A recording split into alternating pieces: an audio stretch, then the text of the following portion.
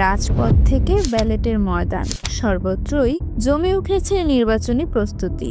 গণ অভ্যুত্থান থেকে উঠে আসা দল জাতীয় নাগরিক পার্টি এবার অন্তত ১০০ আসনে প্রার্থী দেওয়ার লক্ষ্যে এগোচ্ছে।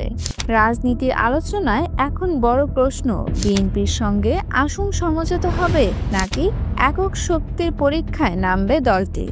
এনসিপির এই অবস্থান ঘিরে জোর গুঞ্জন এখন পুরো রাজনৈতিক অঙ্গনে। নির্বাচন সামনে রেখে এনসিপি ইতিমধ্যেই বিএনপির সঙ্গে একাধিক দফা বৈঠক করেছে। আলোচনায় রয়েছে আসন বণ্টন ও কৌশলগত অংশীদারত্বের বিষয়গুলো।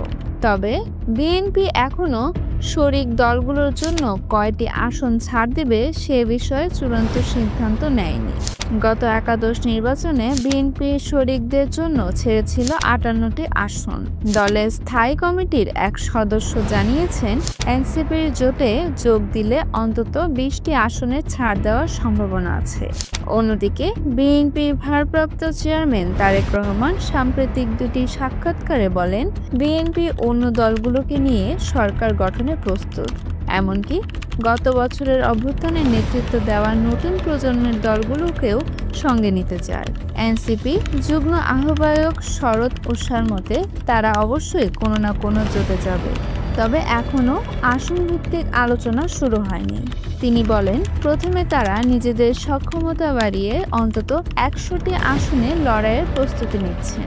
এনসিপির জ্যেষ্ঠ যুগ্ম আহ্বায়ক সামন্ত শারমিন জানান, বুধবার রাতে আহ্বায়ক নাহিদুল ইসলামের বাসায় নির্বাচনী জোট নিয়ে এক জরুরি বৈঠক হয়েছে, যেখানে আলোচনার পরও কোনো চূড়ান্ত সিদ্ধান্তে পৌঁছানো যায়নি।